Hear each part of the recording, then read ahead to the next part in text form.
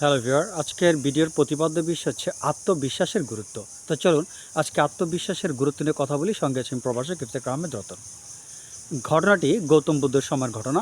এক লোক ছিলেন যিনি আম, বলা যায় অনেক দুঃখিত ছিলেন তার ব্যক্তিগত কিছু দুর্বলতার জন্য, তার ব্যর্থতার জন্য। তিনি অনেক চেষ্টা করে সফল হতে পারতেন না।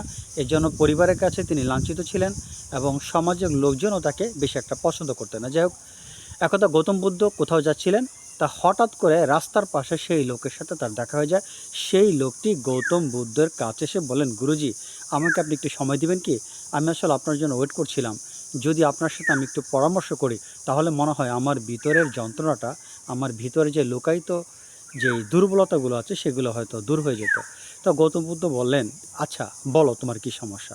লোকটি বললেন, দেখেন গুরুজি, আমি ব্যবসা বাণিজ্য করি কিন্তু আমি সফল হই না। আমার ব্যর্থতার ইতিহাস অনেক লম্বা। পরিবারের লোকজন আমাকে ইনসাল্ট করে, সমালোচনা করে। ইভেন আমার আত্মীয়স্বজন, প্রতিবেশী কিন্তু আমাকে ভারাক্রান্ত করে ফেলে। আমার যন্ত্রণার কোনো শেষ নেই। আমি বাসাতে গেলেই পরে আমার দুঃখ বেড়ে যায়। তারা আমাকে নানানভাবে অপমান করেন। আমাকে বলেন যে তোমার কনফিডেন্স নেই, তোমার উইকনেস বেশি, তোমার প্রবলেম বেশি, তুমি এগুলোকে কেন দূর করছো না, তোমার মধ্যে অনেক সমস্যা আছে। অনেকে সফল হয়, তুমি সফল হতে পারো না। তোমার বিজনেসে কোনো ভালো পোর্টফোলিও নেই, তুমি বিজনেস করো কিন্তু তোমার বিজনেসে কোনো ভালো কোনো কিছু নেই। তো পরিবারের কাছে গেলে আমার যন্ত্রণা বেড়ে যায়। তখন গৌতম বুদ্ধ বলেন, ঠিক আছে, তোমার কথা আমি বুঝতে পারলাম, পরিবারে থাকলে তোমার যন্ত্রণা বাড়ে, বাট এখন তো তুমি পরিবারের মধ্যে নও, এখন তো তুমি নির্জন জায়গায় বসে আছো। তাহলে দুঃখ তো তোমার পরিবারের মধ্যে, তুমি যখন পরিবারের কাছে যাও তখনই দুঃখ বাড়ে। বাট এই মত অবস্থায় দুঃখটা কেন তোমার সাথে বিরাজমান করছে? ওনার কথাটা কিন্তু গৌতম বুদ্ধ বোঝাতে চাচ্ছেন, এখন তো তুমি একা, তাহলে এই সময়টাকে তুমি এনজয় করো। দুঃখ তো তোমার পরিবারের সাথে, পরিবারে রেখে আসছো, এখন তো আর পরিবার নেই, এখন তুমি এই সময়টাকে এনজয় করতে পারো। আসলে গৌতম বুদ্ধের এই কথাটা কিন্তু আমাদের ব্যক্তিগত জীবনে অনেক গুরুত্বপূর্ণ। দেখেন, আমরা কিন্তু অনেকে মসজিদে যাই নামাজ পড়ার জন্য, অথচ আমাদের ব্যবসা বাণিজ্য, পারিবারিক সমস্যা, ব্যক্তিগত সমস্যা, এগুলো কিন্তু আমরা সাথে নিয়ে মসজিদে যাই। তো অ্যাজ এ রেজাল্ট মসজিদে আমরা দৈহিকভাবে অবস্থান করলেও আমাদের মেন্টালিটি টোটাল কিন্তু এটা ইনভলভ থাকে আমাদের সেই ফেলে আসা সমস্যাগুলোর সাথে। পারিবারিক সমস্যা, অর্থনৈতিক সমস্যা, ব্যবসা বাণিজ্য, চাকরি বাকরি, অনেক কিছুর মধ্যে সেটা জ্যাম প্যাক হয়ে যায়। তো গৌতম বুদ্ধ কিন্তু এই কথাটি খুব চমৎকার বলেছেন যে আমরা অবস্থান পরিবর্তন করি, বাট আমাদের মানসিক অবস্থার কিন্তু পরিবর্তন হয় না।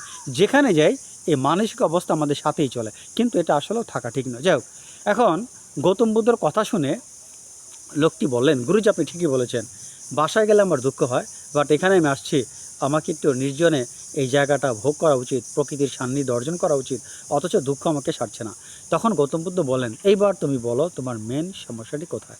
লোকটি তখন বলে চললেন, গুরুজি, আমার বাসায় আমার এক বন্ধু আসে, সে অনেক সফল হয়েছে, ব্যবসা বাণিজ্য করে, অনেক টাকার মালিক। সে আমাকে তার সফলতার ইতিহাস শোনায়। আমার কষ্ট বেড়ে যায়, আমি কেন সফল হলাম না। সে সফল হয়েছে, সে অনেক টাকা পয়সার মালিক হয়েছে, তার এই গল্প শুনে পরিবারের লোকজন আমাকে ইনসাল্ট করা শুরু করে। গৌতম বুদ্ধ তখন তাকে বললেন, দেখো, ওই লোকটি সফল হয়েছে, ওই লোকটি সফল কিন্তু এমনিতে হয়নি, সে অনেক পরিশ্রম করে সফল হয়েছে। তার যেখানে যেখানে দুর্বলতা ছিল সেগুলোকে ওভারকাম করেছে। তুমি কি তার সফলতার ইতিহাস, যে উইকনেসগুলো, কত সে পাহাড় পর্বত অতিক্রম করেছে, তুমি কি কখনো সেগুলো শোনো?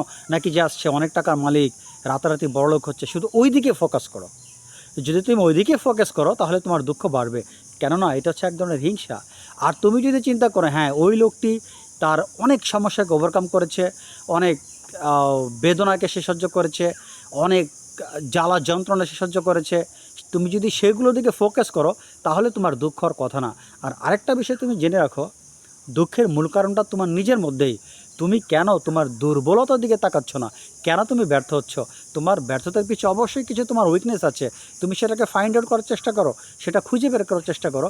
দেন ওই দুর্বলতাকে কীভাবে ওভারকাম করা যায় সেদিকে তুমি মনোনিবেশ করো। দেখবে তোমার মধ্যে কোনো দুঃখ থাকবে না। তোমার উচিত তোমার দুর্বলতাকে বের করা, সেটাকে ওভারকাম করা, সেটাকে কাটিয়ে ওঠা। ওই তোমার বন্ধু, সেও কিন্তু তার দুর্বলতাকে কাটিয়ে সে কিন্তু মহান জায়গায় পৌঁছেছে, আজকে সে অনেক টাকা পয়সার মালিক হয়েছে। তাহলে এই দুঃখের সলিউশনটা তোমার নিজের মধ্যে আছে।